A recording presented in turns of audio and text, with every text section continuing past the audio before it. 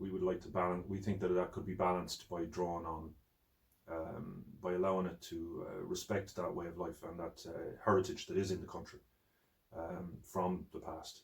I think one of the important things also to keep in mind, because again, I suppose I think about it in terms of how best I might be able to explain it, because it's not an issue that has been really talked about in the past, and even those who had tried to talk about it, with no disrespect to them, were already coming from an almost colonised perspective in some ways, because they would have went through various college systems that were designed by the British. So you don't walk out of that not being influenced by it. So again, it doesn't mean I'm not influenced by colonisation, or else I wouldn't be speaking this language.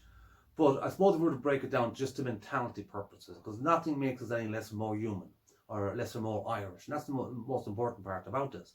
But a clash of mentalities would be, I suppose, we can recognise that travellers and settled are different. We've all accepted that by now.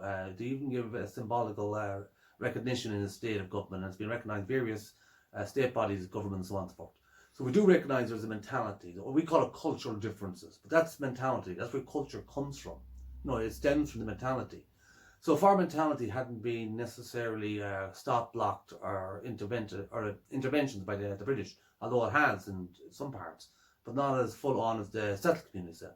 So now you've got two communities with two split mentalities as such, but a shared history on the same land. From the 1600s, we didn't diverge from the settled community. The settled community were almost captured and forced into a process of colonisation. Now, there were some parts where it was made very tempting. People were very willing to go with it. There was other elements where people who were saying they were Irish, but they weren't that Irish at all, because they were Anglo-Irish, I suppose, and they came from Britain, so they carried that mentality with them anyway. So it suited them to be British, even in an Irish island. Hope I'm not confusing people. But I suppose the whole purpose I'm saying about the mentality is that there has to be room, there has to be a platform where we say there's a meeting of mentalities, a meeting of minds. Because what's happening with travellers, and this is not a victim mode, anything like that. It's kind of a plea in some way to traveller organisations, particularly those national organisations, the government, I suppose, in some way in the States, is that we're about to kill off mentalities that have survived for thousands of years. Because when that mentality goes and we're fully assimilated, that's that part of history that you already had thought was gone 800 years ago. It will be gone. Yeah, I think the preservation of the diversity of culture on the island and the ancient culture on the island, that was the ancient and the dominant culture on the island for thousands of years, would be travellers were the majority, and over time we became the minority in mentality.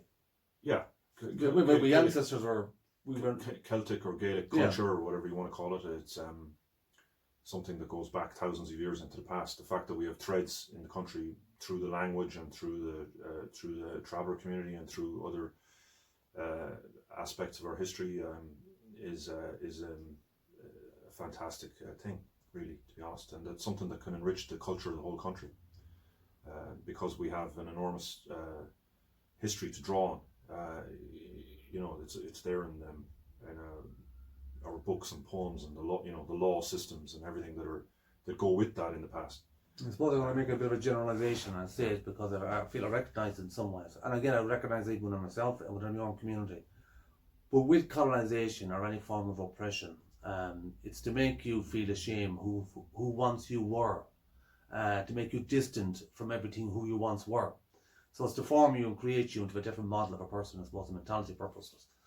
But what happened over a long period of time is that the settled community and travellers had separated on ideological terms, I suppose. We became different in how we see in the world.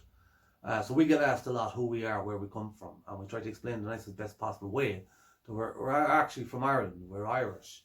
We might speak a little different, and sometimes we get mocked how we speak English. And then we try to explain to them that's not even our language, we're trying our best. So, and it goes back into it. And if you notice with the settled community sometimes, that their native tongue, let's say our native tongue, I won't say our native tongue, because there's a bit of conflict with the Cant language and Gammon, but the once Irish language that we would have shared quite commonly, that seems to become part of something that creates an ill feeling of some sort within settled community because they don't emphasise it. Like, we feel very ashamed we can't speak traveller language more. The settled people seem to be ashamed to want to speak the Irish language. And I'm not saying we bring back your Irish language and everyone speaks Irish. It's not that. It's why we're made to feel ashamed of our language. And that was a process that went on for quite a long time. Very true, yeah. In the 19th century, I think in particular, when especially after the famine, I think most historians look at it that way. That's, when the real breakdown of the language in particular occurs. It had already been happening before that, but once the famine, the shock and the shame of the Great Famine or the hunger on Garta Moor in 1845 to about 51. After that, there's many accounts of people, they get rid of the language themselves, essentially, within a couple of generations, in most parts of the Irish-speaking parts of the country. And it goes in a wider, that's part of a wider thing, isn't it, of like shedding anything that reminds you of the old culture as quickly as possible, because it's associated with poverty, shame, and destruction, but it particularly it gets associated with a sort of shame. That's fairly well documented in the history, and there was that's why we have counter movements in the late 19th century, like the Gaelic revival and things like that were coming from the top. Actually, strangely enough, they were, while the poorer people who really spoke Irish were ashamed to speak it and were switching to English, and were even stopping their own children from speaking Irish. Because they thought that it represented the poverty and shame of the past. I suppose there are difficulty there. There are difficulty there as well. Is that, and again, this goes for a lot of people. And again, it's not very well written or described. Two things. One, I'll put into this. One is the whole mention about the river mentality on that. We have an element of that. Sometimes we don't recognise it. We might read something. I've learned a great deal from Dylan. So if fish goes sour with the state, this guy taught me everything. But with that kind of mentality, you know that there's a lot to be unlocked with all of us, and that's including the settled community, because we have elements of our history, although we take it as normal practice everyday life. But when we hear elements of the Brehon law, and we're like saying, that's common sense really, because this is how we do it. So we can give mentality to some of the stories that we are hearing in the history books. When people talk about tribal stuff, like we're still living a very tribal way of life in terms of our cultural identity. Not all travellers are related. Travellers come from different parts of the country, but that was because we were the last of a clan system to maintain that mentality throughout all that time. So it's, in some ways, it's a bit more stronger link to our living history, or our once living history, our ancestors. So with that, we're hoping to bring forward with people like Dylan, because it can't be done without people like Dylan. Because it's not just traveller history. It was never just traveller history. It was our history. It was a shared history. It was Irish history. It was a people's history. So that, I think we can bring, I sense that we can bring a lot to the forefront in terms of, one, making Ireland proud of their history, not ashamed of it. We had a very, very long, complex society of laws and various other traits that existed for thousands of years prior to the British invasions or conquest.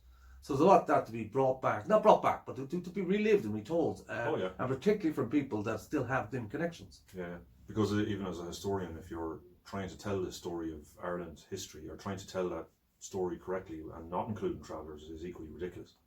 It doesn't, you know what I mean? You're not going to get very well, you can. It has been done up to now, actually, as we know. But it leaves it unbalanced, because you can't explain, how is it that we don't know who these people are, kind of thing going on. It makes it very strange.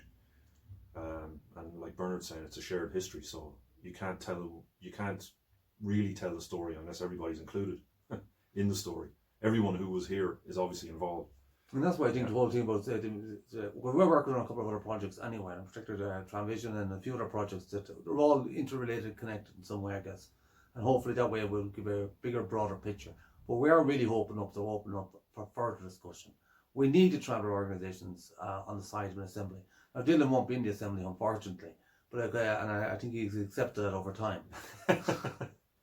And as soon as we're finished this interview, I'll give him back the key of his front door and just leave. That'll be it.